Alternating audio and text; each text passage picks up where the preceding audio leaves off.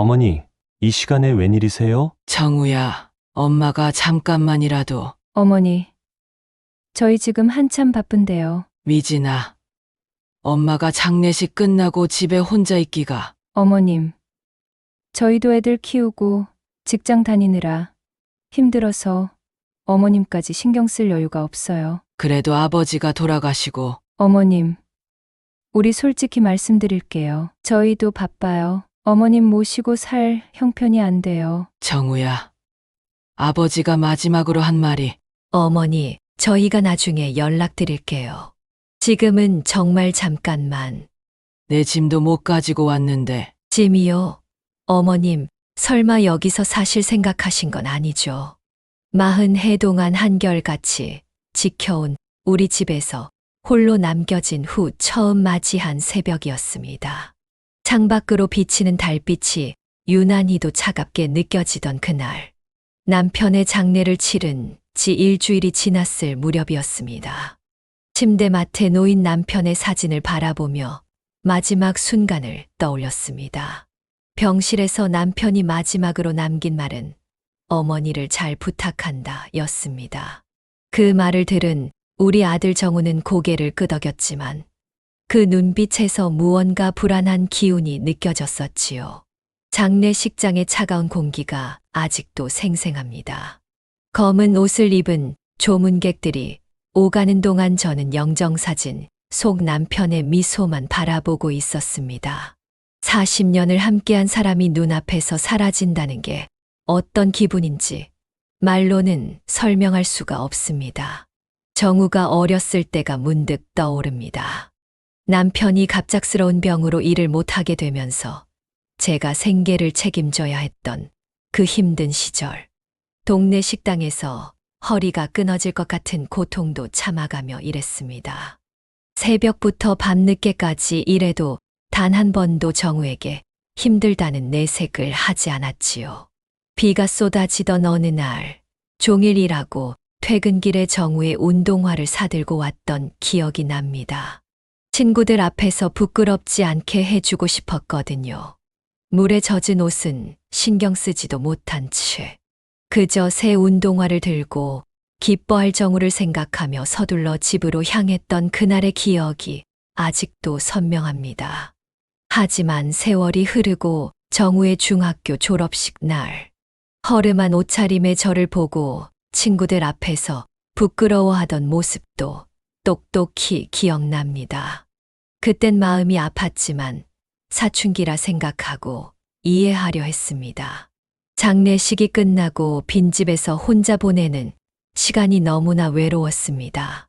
시리개 소리만이 정막을 깨뜨리는 이 집에서 남편과 함께했던 40년의 세월이 주마등처럼 스쳐 지나갔습니다. 병원비로 들어간 돈이 너무 컸습니다.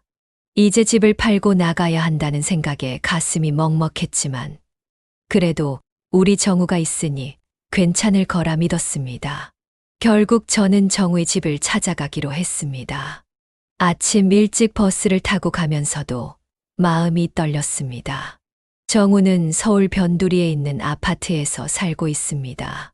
제가 마지막으로 방문했던 게 작년 추석이었는데 그때도 며느리는 반갑게 맞아주지 않았지만 그래도 하루 정도는 머물다 갈 수 있었지요.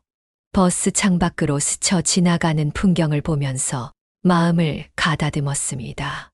아들인데 이해해 줄 거야. 그렇게 스스로를 위로하면서 말입니다. 하지만 그날의 만남은 제 인생에서 가장 큰 상처로 남게 될 줄은 몰랐습니다. 현관문이 닫히는 소리와 함께 들려온 며느리의 여보 잘했어. 처음부터 딱 잘라야 해. 라는 말은 제 가슴에 비수가 되어 꽂혔습니다. 그렇게 저는 40년을 살아온 보금자리를 잃고 낯선 길을 걸어야 했습니다. 하지만 그때는 몰랐습니다. 이것이 새로운 시작이 될 거라는 것을. 그날 아들의 집을 나서며 제 인생에서 가장 큰 전환점이 시작되었다는 것을 알지 못했습니다. 길거리를 정처 없이 걸으며 한평생 식당일 하면서 아들 하나 키우던 시절이 떠올랐습니다. 비가 부슬부슬 내리기 시작했습니다. 버스 정류장 앞에서 잠시 비를 피하면서 제가 갈 수 있는 곳을 하나하나 떠올려 보았습니다. 하지만 이렇게 갑자기 찾아가서 머물 수 있을 만한 사람이 없었습니다. 그때 지나가는 사람들 사이로 빨간 글씨의 간판이 눈에 들어왔습니다. 고시원, 월세 35만 원부터. 젊은 사람들이나 가는 곳이라고 생각했는데 지금의 저에게는 그게 가장 현실적인 선택이었나 봅니다. 남은 돈으로 몇 달은 버틸 수 있을 것 같았거든요. 관리실의 아저씨는 처음에는 좀 의아한 표정을 지었다가 이내 안쓰러운 눈빛으로 절 바라보았습니다. 할머니, 여기 좀 불편하실 텐데 괜찮으시겠어요? 그의 목소리에는 걱정이 묻어 있었습니다. 좁은 복도를 따라 걸으면서 양옆으로 늘어선 문들을 봤습니다.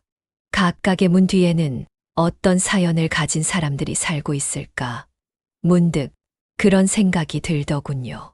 방을 보는 순간 눈물이 왈칵 쏟아질 뻔했습니다. 겨우 3걸음 정도 걸어갈 수 있는 크기의 방, 우리 집 화장실보다도 작은 공간이었습니다. 하지만 이제 이곳이 제 집이 되어야 한다는 걸 알았습니다. 계약금을 내면서 평생 모아둔 돈 중에서 얼마를 꺼내는데 남편과 함께 살던 집에서의 마지막 모습들이 스쳐 지나갔습니다. 장에 앉아 뜨개질하던 의자, 남편이 좋아하던 TV, 옆 소파, 우리의 추억이 담긴 그 모든 것들을 이제는 다 떠나보내야 한다는 게 실감났습니다. 고시원 방의 짐을 풀면서도 이게 현실이라는 게 잘 믿기지 않았습니다. 평생 살던 집에서 가져온 짐이라고 해봐야 작은 캐리어 하나와 보따리 하나가 전부였습니다. 그마저도 이 좁은 방에서는 차지하는 공간이 너무 커 보였습니다. 밤이 되니 방이 더 좁게 느껴졌습니다. 누우면 천장이 너무 가까워서 답답했지만 이상하게도 울고 싶지는 않더군요. 오히려 어떤 결심 같은 게 생기기 시작했습니다. 이제 나 혼자서도 살아갈 수 있어. 혼잣말로 중얼거리면서 이불을 끌어당겼습니다. 새벽녘에 누군가 복도를 지나가는 발소리가 들렸습니다. 아마 일찍 일어나 일하러 가는 사람들이겠죠. 잠에서 깨어나 천장을 바라보며 생각했습니다. 이제 저도 새로운 삶을 시작해야 합니다. 비록 이 작은 방이지만 이곳에서 제 인생의 새로운 장이 시작되는 거예요. 짐을 정리하다가 남편의 유품이 담긴 가방을 발견했습니다. 그동안 한 번도 열어보지 못했던 가방이었는데 손이 떨렸습니다. 이제는 이것도 살펴봐야 할 때가 온 것 같았습니다. 그 안에 어쩌면 우리 남편이 저에게 마지막으로 남긴 무언가가 있을지도 모르니까요. 떨리는 손으로 남편의 가방을 열었습니다. 가방 안에는 평소에 즐겨 입던 옷가지들과 낡은 수첩, 그리고 봉투 하나가 들어 있었습니다. 수첩을 집어들었는데 남편의 익숙한 글씨체가 보이자마자 눈물이 났습니다. 우리 순자에게. 첫 페이지에 그렇게 적혀 있었습니다. 마치 남편이 제게 이 수첩을 읽어보라고 일부러 남겨둔 것만 같았습니다. 떨리는 마음으로 페이지를 넘기기 시작했습니다. 그리고 그 안에서 저는 충격적인 진실을 마주하게 되었습니다. 자가 이렇게 글을 남기는 건 처음이네. 병원에 있으면서 많은 생각을 했어. 우리가 함께한 40년 참 행복했어. 하지만 이제 난 내 곁을 떠나게 될 것 같아. 미안하다. 남편의 글을 읽으면서 손이 떨려왔습니다. 그동안 병원에서 얼마나 많은 생각을 했을지 저는 미처 몰랐네요. 하나 걱정되는 건 내 날이야. 내가 없어도 너는 잘 살아갈 거라고 믿어. 하지만 혹시 모르니까 내가 준비해둔 게 있어. 그 다음 페이지에는 은행 계좌번호와 금액이 적혀 있었습니다. 제가 전혀 몰랐던 계좌였죠. 그리고 그 밑에는 충격적인 내용이 있었습니다. 이 통장은 내 이름으로 만들어뒀어. 우리 집 전세금이랑 보험금도 다 내 앞으로 해뒀고, 정우한테는 이미 대학 때부터 충분히 도움을 줬으니, 이건 온전히 내 몫이야. 그런데 그 밑에 더 놀라운 글이 있었습니다. 근데 걱정이야. 정우 녀석이 며느리 말만 듣더라고. 다음 날 아침 일찍 은행으로 향했습니다. 남편이 메모에 적어둔 통장을 꼭 쥐고서요. 평생 은행 문턱을 몇 번 넘어보지 않은 제가 이렇게 혼자 은행에 오니 마음이 떨리더군요. 어떻게 오셨어요? 창구 직원이 친절하게 물어봤습니다. 제 손이 떨리는 걸 보셨는지 따뜻한 미소로 맞아주시더군요. 이 통장 좀 확인해 보려고 해요. 통장을 내밀었더니 직원분이 컴퓨터로 뭔가를 확인하기 시작했습니다. 그런데 갑자기 직원의 표정이 굳어지더니 옆에 있던 다른 직원을 부르는 거예요. 과장님, 잠시만 와 주시겠어요? 불안한 마음이 들었습니다. 뭔가 잘못된 걸까 하는 생각이 들 때쯤 과장님이라는 분이 오셔서 제게 말씀하시더군요. 고객님, 잠시 상담실로 가시죠. 조용한 상담실에 들어가니 과장님이 심각한 표정으로 말씀하셨습니다. 어머님, 이 통장의 예금주가 맞으시죠? 네. 제 남편이 제 앞으로 만들어뒀다고. 큰일 났네요. 이 통장에 돈이 얼마 전에 모두 인출됐습니다. 그것도 위임장을 통해서. 그 말을 듣는 순간 어지러워지는 것 같았습니다. 뭐라고요? 돌아가신 남편분의 인감도장으로 위임장이 작성됐고, 그리고 아드님이 과장님의 말씀이 계속됐지만 제 귀에는 들리지 않았습니다. 우리 정우가 그렇게 했다는 게 믿기지 않았습니다. 금액이 꽤 큰데 어머님께서 허락하신 게 아니라면 이건 법적으로 문제가 될 수 있습니다. 그제서야 정신이 번쩍 들었습니다.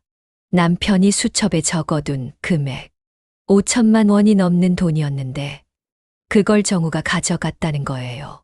변호사님, 이런 협박성 메시지도 증거가 될 수 있나요? 당연합니다. 모두 캡처해서 저장해 두세요. 협박도 추가할 수 있습니다. 그날 오후 경찰서에 고소장이 접수됐습니다. 가처분 신청도 들어갔고요. 이제 돌이킬 수 없는 강을 건넌 거예요.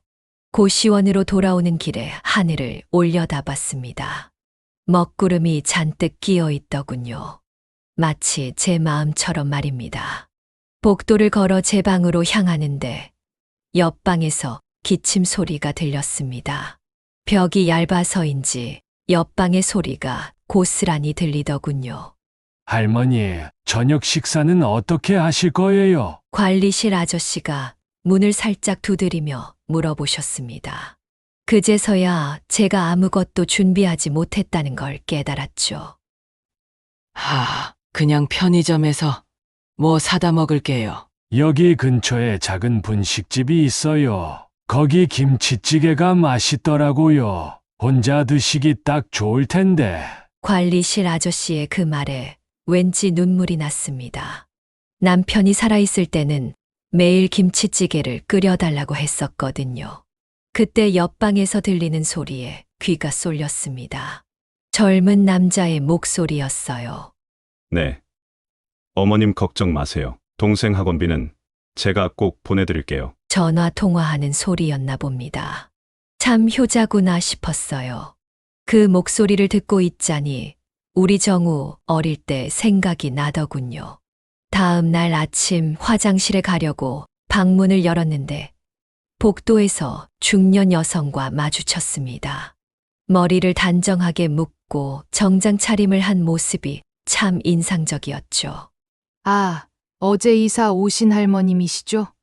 저는 425호에 사는 박미영이에요. 생각지도 못한 인사에 살짝 당황스러웠습니다. 네. 저는 435호 김순자입니다. 어머, 이름이 참 예쁘세요. 순자님이라고 불러도 될까요? 박미영 씨의 미소가 참 따뜻했습니다. 마치 오랜 친구를 만난 것처럼 편안한 느낌이 들더군요. 전 퇴근길에 항상 도시락을 사다 먹는데 오늘은 같이 드실래요? 혼자 밥 먹기 심심해서요. 거절하려다 문득 옆방 젊은이의 말이 생각났습니다. 어머님, 옆방 박미영 씨는 이혼 전문 변호사 사무실에서 일하세요. 어쩌면 도움이 될 수도 있을 것 같아요. 작은 테이블에 마주 앉아 도시락을 나눠 먹으면서 박미영 씨가 자기 이야기를 해주더군요. 10년 전에 이혼하고 혼자 살면서 법률사무소에서 일한다고요. 순자님은 어떻게 여기 오시게 됐어요? 그 질문에 갑자기 눈물이 났습니다. 아무리 참으려 해도 자꾸만 흘러나오는 거예요. 아이고, 제가 실례했나 봐요. 그리고 저도 모르게 제 이야기를 하기 시작했습니다. 남편의 죽음, 아들의 배신, 그리고 은행과 보험회사에서 있었던 일들까지. 박미영 씨의 표정이 점점 굳어졌습니다. 큰일이네요. 제가 일하는 곳에서 이런 비슷한 케이스를 많이 봤어요. 자식들이 부모님 재산을 가로채는 경우, 하지만 이렇게 노골적인 건 처음이네요. 어떻게 해야 할지 모르겠어요. 일단 서류는 다 모으셨나요? 은행 서류랑 보험 관련 서류요. 네. 민준이가 도와준다고. 아, 우리 민준이요? 그 친구 법대생이에요. 똑똑하고 성실한 친구예요. 박미영 씨가 잠시 생각에 잠기더니 말했습니다. 순자님, 제가 내일 우리 사무실 변호사님께 한번 여쭤볼게요. 이런 경우에 어떻게 하는 게 제일 좋을지. 그렇게 새로운 인연들이 하나둘 제 곁에 모이기 시작했습니다.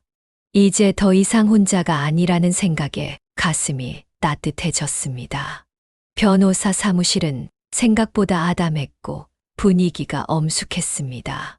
긴장된 마음으로 문을 열고 들어섰을 때 예상했던 것보다 젊어 보이는 변호사님이 저를 맞아주셨습니다. 우리 정우보다 몇 살 위쯤 돼 보이는 분이었습니다. 제가 정리해 놓은 서류들을 하나씩 검토하시더니 3가지 문제점을 짚어주셨습니다. 첫째는 남편 명의의 은행 계좌에서 5천만 원이 불법으로 인출된 것. 둘째는 보험금 수령인이 위조 서류로 변경된 것. 그리고 셋째는 집 소유권이 불법으로 이전됐다는 것이었습니다. 다행히도 모든 증거가 잘 보존되어 있었습니다. 은행 서류, 보험 서류, 등기부등본, 그리고 남편이 남긴 수첩까지. 변호사님은 이 모든 것이 결정적인 증거가 될 수 있다고 말씀하셨습니다. 법적 조치를 취하는 방법에는 2가지가 있다고 했습니다. 하나는 즉시 형사 고소를 하는 것이고, 다른 하나는 내용 증명을 본의 모든 재산을 원상복구하고, 앞으로 이런 일이 없을 것을 약속하는 각서를 요구하는 것이었습니다. 첫 번째 방법을 선택하면 사문서 위조와 사기 혐의로 꽤 무거운 형사 처벌을 받을 수 있다고 했습니다. 아들을 고소한다는 생각에 가슴이 미어져 왔지만 이미 되돌릴 수 없는 강을 건너고 있었습니다. 내용 증명을 보낸 지 이틀째 되던 날, 아침부터 제 휴대폰이 쉴 새 없이 울렸습니다. 정우와 며느리였지만 변호사님의 조언대로 받지 않았습니다. 모든 대화는 내용 증명으로만 하라고 하셨기 때문입니다. 갑자기 고시원 방문을 두드리는 소리가 들렸습니다. 정우의 목소리였습니다. 어떻게 여기를 찾아온 걸까요? 민준이가 복도에서 정우를 만났는지 대화하는 소리가 들렸고, 곧이어 박미영 씨도 나타나 정우를 돌려보냈습니다. 그날 저녁 변호사님께 전화가 왔습니다. 정우 부부가 사무실로 찾아왔다는 것이었습니다. 더욱 충격적인 것은 그들의 협박이었습니다. 만약 제가 법적 조치를 계속한다면 해외로 이민을 가겠다고, 손주들을 데리고 영영 볼 수 없게 될 거라고 했다는 것입니다. 교회 권사님께서도 연락을 주셨습니다. 정우가 교회에도 찾아가 저를 나쁘게 이야기했다고 합니다. 돈 때문에 아들을 고소하려 한다며 소문을 내고 다녔다는 것이었습니다. 하지만 이제는 물러설 수 없었습니다. 박미영 씨와 민준이가 저를 지지해 주었고, 변호사님도 끝까지 함께 하겠다고 약속해 주셨습니다. 더는 정우의 협박에 흔들리지 않기로 했습니다. 다음 날 아침 일찍 변호사 사무실로 향했습니다. 이제는 망설일 필요가 없다는 생각이 들었습니다. 서류 위조와 사기 혐의로 고소장을 제출하고 재산 환수를 위한 민사 소송도 함께 진행하기로 했습니다. 집 소유권에 대한 가처분 신청도 했습니다. 이렇게 하면 정우가 임의로 집을 처분하지 못하게 된다고 했습니다. 이제 정말 돌이킬 수 없는 강을 건넌 것입니다. 하지만 이것이 옳은 선택이라는 것을 저는 알고 있었습니다. 고소장이 접수되고 이틀이 지난 뒤 예상치 못한 소식이 들려왔습니다. 정우 부부가 이혼 소송을 시작했다는 것입니다. 박미영 씨가 전해준 소식이었는데 며느리가 그들의 법률사무소에 상담을 하러 왔었다고 합니다. 더욱 놀라운 것은 며느리의 폭로였습니다. 정우가 작년부터 이 모든 일을 계획했다는 증거가 있다고 했습니다. 심지어 아버지가 돌아가시기 전부터 준비했다는 것이었습니다. 갑자기 그때 정우가 자주 찾아왔던 게 생각났습니다. 남편의 병세가 가장 위중했던 그 시기에 정우는 병간호를 도와준다며 수시로 들락거렸습니다. 며느리가 정우의 메모와 통화 내역을 몰래 사진으로 찍어두었다고 했습니다. 박미영 씨는 이것이 이혼 소송에서 유리한 입장을 얻기 위한 전략이라고 설명해 주었습니다. 하지만 동시에 이런 증거들이 우리 소송에도 도움이 될 거라고 했습니다. 정우의 계획적인 범행이 밝혀지면서 민사 소송에서의 입지가 더욱 강화되었습니다. 변호사님은 이런 정황들이 법정에서 매우 중요한 증거가 될 것이라고 말씀하셨습니다. 그러던 중 정우에게서 전화가 왔습니다. 이혼 위기에 처한 그는 제게 도움을 청했습니다. 하지만 그의 말 속에는 진정한 반성이 없었습니다. 여전히 돈을 걱정하는 모습만 보였을 뿐입니다. 법원의 결정이 하나둘 나오기 시작했습니다. 은행 계좌에서 인출한 돈과 집 소유권을 모두 원상복구하라는 판결이 났고, 보험회사에서도 보험금 환수 절차를 시작했습니다. 모든 것이 제자리로 돌아가는 듯 했습니다. 하지만 마음 한켠이 무거웠습니다. 이 모든 일이 우리 가족 이야기라는 사실이 너무나 아팠기 때문입니다. 정우 부부의 이혼 소송은 계속 진행되었고, 며느리 측에서는 거액의 위자료를 요구했다고 합니다.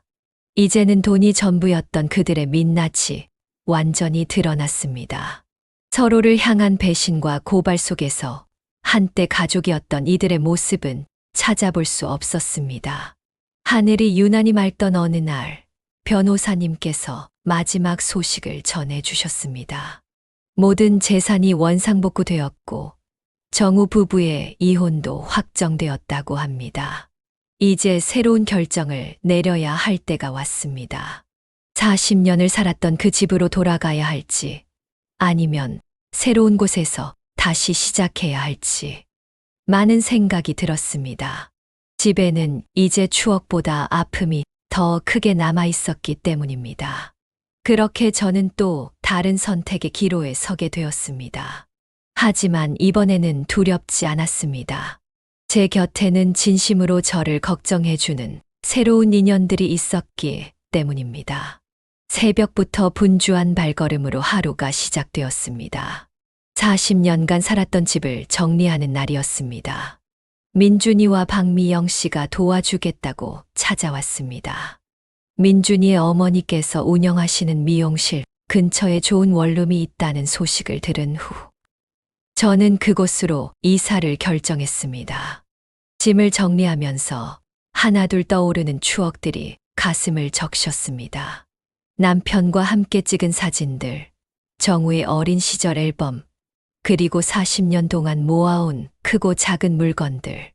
하지만 이제는 새로운 시작을 위해 대부분을 정리해야 했습니다. 작고 깨끗한 원룸은 창문 밖으로 미용실 간판이 보이는 곳에 있었습니다. 행복 미용실이라는 간판이 마치 저를 반기는 것 같았습니다. 처음 인사드리러 갔을 때 민준이의 어머니는 제 손을 꼭 잡아주시며 따뜻하게 맞아주셨습니다. 이혼 전문 법률사무소를 통해 정우의 소식도 전해 들었습니다. 결국 이혼이 확정되었고 꽤 큰 위자료도 물게 되었다고 합니다. 하지만 이상하게도 이제는 마음이 아프지 않았습니다. 그동안의 일들이 마치 긴 악몽같이 느껴질 뿐이었습니다. 새로운 동네에서의 생활은 생각보다 빠르게 익숙해졌습니다. 매일 아침 박미영 씨가 출근길에 우유를 놓고 가고 저녁이면 민준이가 퇴근길에 들러 저녁거리를 물어봅니다. 미용실 앞에는 항상 이야기꽃을 피우는 할머니들이 있어 마음이 따뜻해집니다. 이제는 남편의 사진을 볼 때도 마음이 편안합니다. 영정사진이 아닌 젊었을 때 환하게 웃고 있는 사진을 보면서 이야기를 나눕니다. 여보, 이제 저 잘 살 수 있을 것 같아요.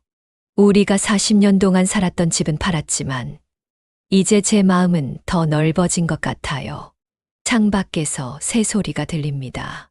봄이 오나 봅니다. 거울을 보니 머리가 좀 길어졌네요. 오늘은 용기를 내서 미용실에 가보려고 합니다. 새로운 머리 스타일로 바꾸면 기분도 한결 나아질 것 같아요. 새로 시작하는 삶에 두려움은 없습니다. 제 곁에는 진심 어린 마음으로 저를 걱정해주는 따뜻한 이웃들이 있기 때문입니다. 그리고 절대로 잊지 말아야 할 것이 하나 있습니다. 돈보다 중요한 건 바로 진심이라는 거예요. 이제는 정우와 손주들 생각이 나도 마음이 아프지 않습니다. 그저 멀리서 잘 자라주길 바랄 뿐입니다. 제가 그들에게 해줄 수 있는 것은 없지만 언젠가는 그들도 진정한 가족의 의미를 깨닫게 되길 바랍니다. 매일 아침 일어나면 창문을 엽니다. 미용실 앞에 모여 이야기꽃을 피우는 할머니들을 보면 마음이 설렙니다.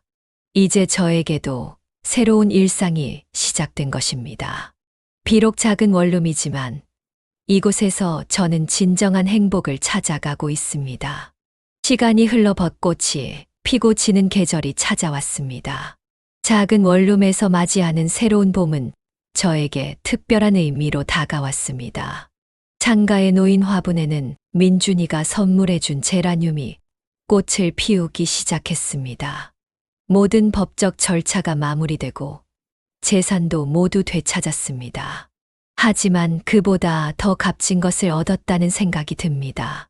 진정한 가족의 의미를 깨달았고 새로운 인연들을 만났기 때문입니다. 박미영 씨는 매일 아침 우유를 두고 가면서 짧은 쪽지를 남깁니다. 오늘도 좋은 하루 보내세요, 순자님. 이런 작은 친절이 하루를 시작하는 저에게 큰 힘이 됩니다.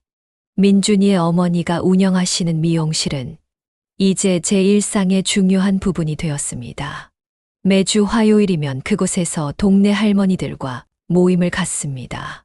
서로의 이야기를 나누고 웃고 때로는 함께 울기도 하면서 우리는 작은 공동체를 만들어가고 있습니다.